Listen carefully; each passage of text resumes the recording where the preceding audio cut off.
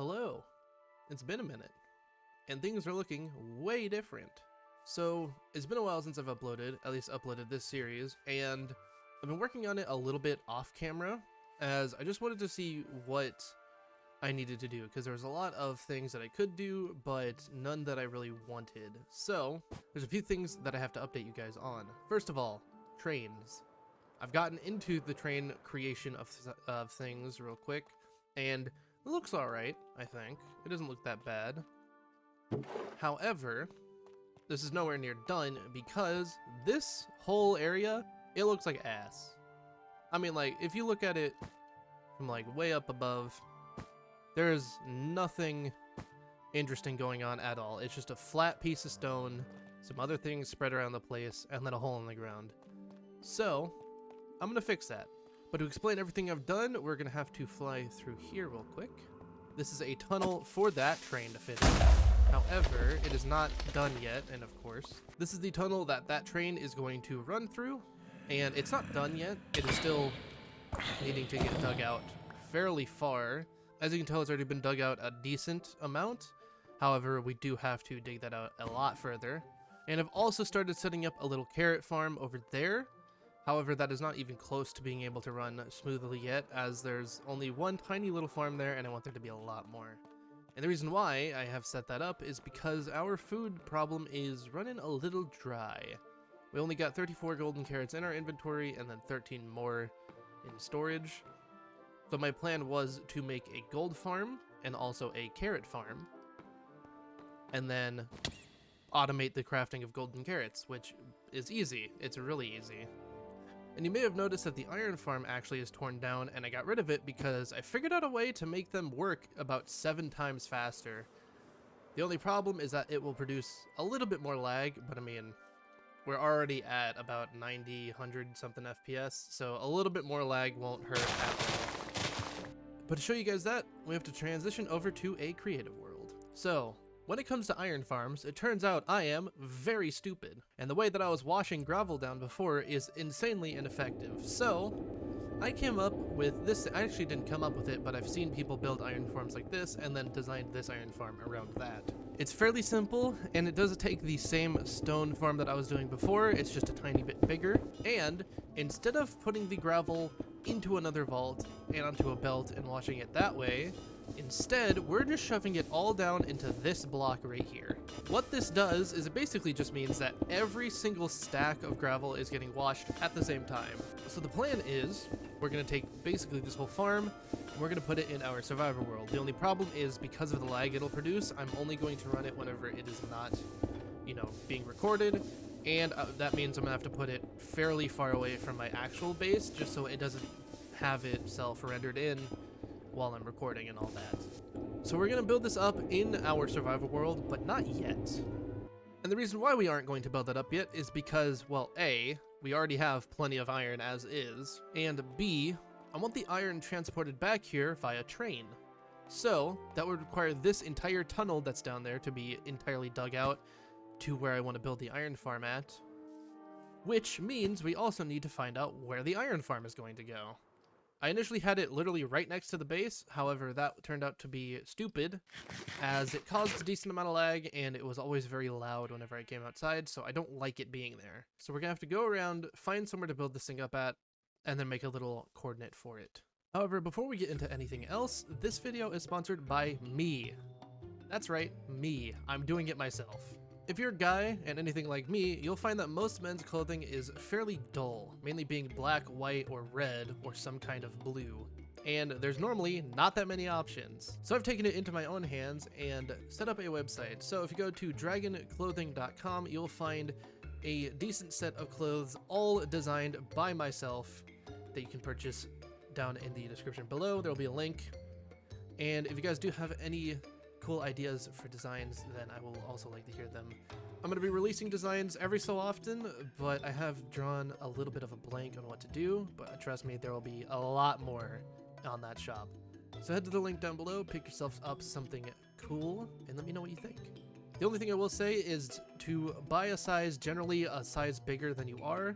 I personally have the Dawn hoodie, and I normally wear a large, but it is a little small on me. So order a size up from what you are. If you are normally an extra large, it just means it's going to be a little bit more expensive to material costs, but it should be okay. But with that out of the way, let's finally get into today's plan. So, to deal with the problem of my pickaxes running out, I'm actually going to head back to the end. I'm going to set up an end farm real quick, an Enderman farm. Then the problem with that is we need ender pearls, which we don't have a lot of, and we need a lot of a block that endermen will not spawn on. Now this could be slabs, leaves, other stuff like that. However, I don't really have that many leaves, but I have a ton of cobblestone, so I'm just going to do some slabs. I'm also going to need a boat and a decent amount of trapdoors. Alright, to get started, we are first going to have to basically bridge out until no more endermen are spawning on this main island. However, before we do that, I'm going to start picking up a ton of endstone because that is what our main platform is going to be built out of. This should be more than enough for the time being, so let's head on over there. So to get started, we're going to take a lot of these cobblestone slabs, and we're actually going to have them be top slabs for the start of this tunnel because it doesn't necessarily matter. But once we get to the edge of this island, we'll start doing bottom slabs, and we might actually want to get rid of that as well, as that will also spawn endermen that we don't want to be spawning in. And there we go, you can see no endermen over there. If we run back, there will start being some. If we run back just a little bit of a ways, you can see now they start spawning in. But I think once we get to the edge of this, we should be good to go. And I'm going to build out just until we don't see the edge of that island on the mini-map, which means right here should be good. And now this is where our farm is going to be. So let me set this up. If you guys don't know what an Enderman farm is supposed to look like, it is fairly simple. All it really is a normal-ish mob spawner with a way to get the Enderman down into the middle because we can't use water. So we're going to use Endermites. And Endermen have to fall 48 blocks, I think it was, to die because they have a lot more health than the normal mobs. So now what we're going to do is we are going to build a little roof right above that.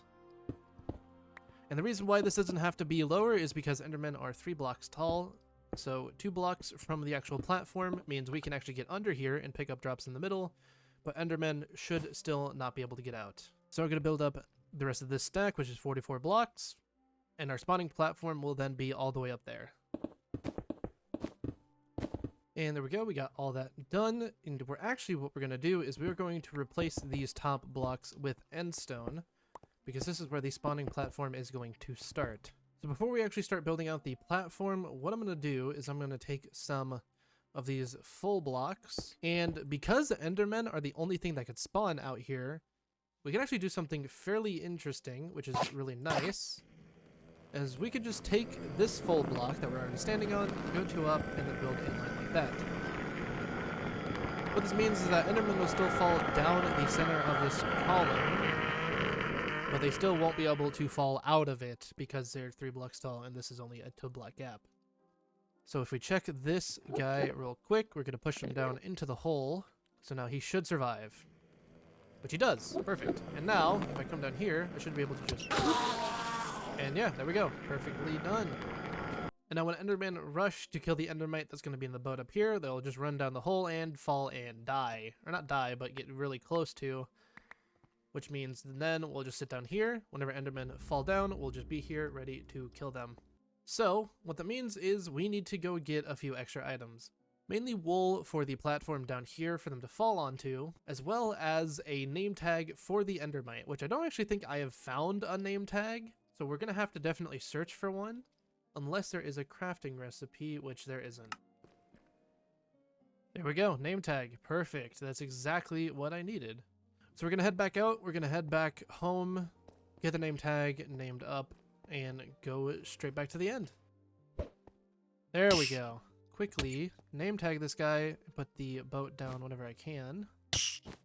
Hopefully not have him fall off. There we go. So now we are going to grab all of our endstone, and we are going to expand this out.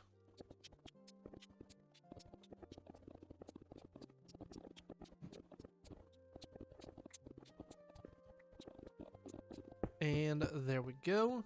This might be a little too big. I don't know if the Endermen in the corners will actually be able to spot this guy, but we should be alright. So now we are going to head back on down there. We do have a little bit more wool, so we can put some more carpet down at the bottom.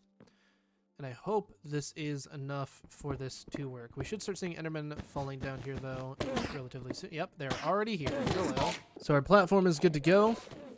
And it is definitely big enough up there because we do have a lot of Endermen spawning in very often. Which means we can easily get our tools repaired very, very quickly.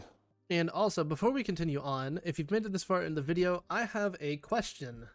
And you can answer this any way you want in the comments down below. Would you guys rather see the process of building up every building, which means less progress per video, but it'll be more detailed? Or would you rather see just the finished product, like maybe a few little building snippets here and there, but mainly just the end product, which means it'll be not as long of a video, and it will be less detailed, and it also means videos will be a little bit longer between each other, but it does mean more progress done per video. So just let me know down in the comments below what you guys would rather see, and then I will change to accommodate that. But for right now, we're going to build some pretty detailed stuff, so I'm going to keep it like that. So I'm going to keep digging that tunnel, except I'm going to do it off camera. But for right now, we're actually going to need a few things, because I do want to rebuild up that iron farm, because yes, 6,500 ingots is a lot, but in the grand scheme of things, we will probably end up needing a ton more than that. So we actually are going to build it from the bottom up, just to make it a little bit easier. So we're going to start off with the storage, and then we'll move on to everything else.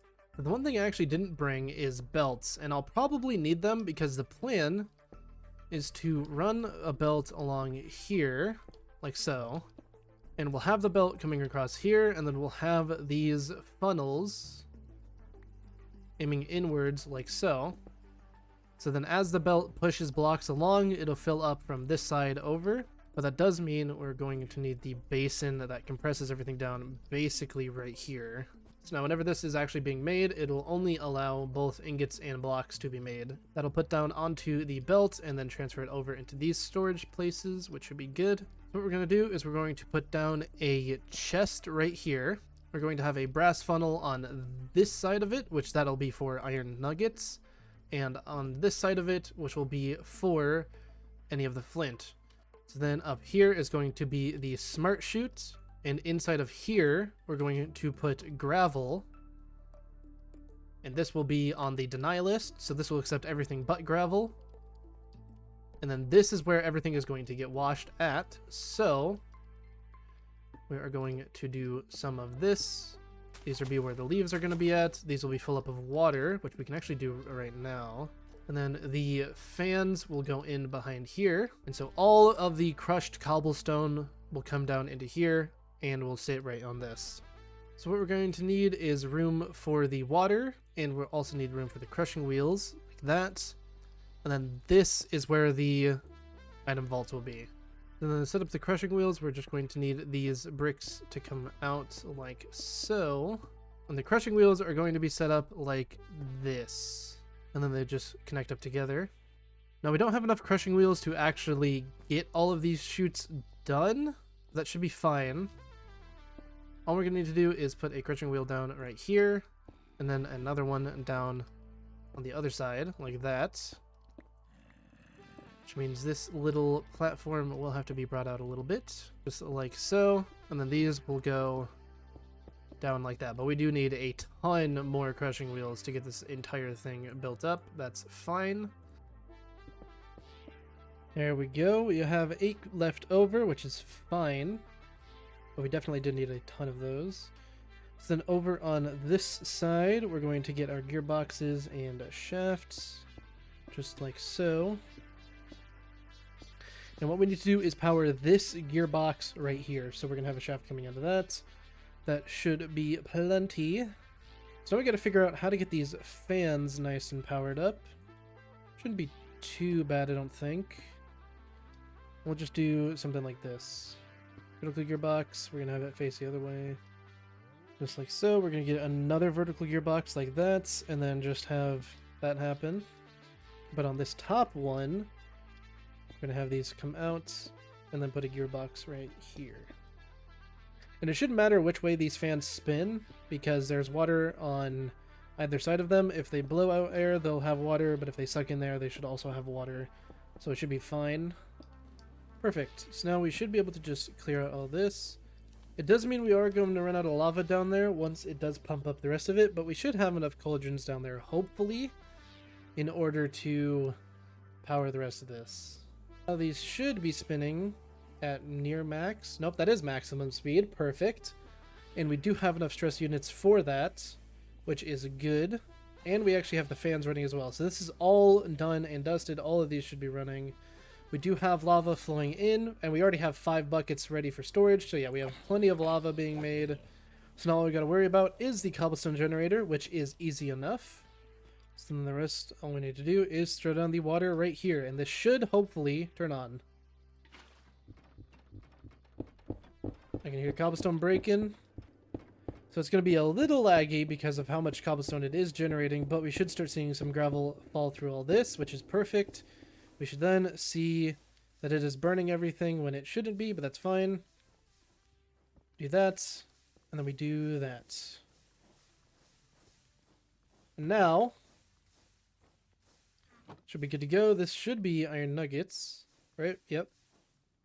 We take that out. That's going to fill up with a little bit of flint, but that's fine. This also needs to be turned up to max. There we go. And you can see already how much iron nuggets this is generating. This is generating a ton super quickly. And then we're going to need one more water wheel to power up this little belt, which should be fine.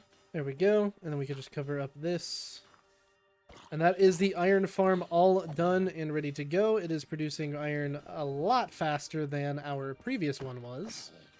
But as you can tell, this is why I do want this a little bit of a ways away from base, because already, just with the cobblestone generator running and everything else, we are already down to like 30 FPS, so it's not the best for recording.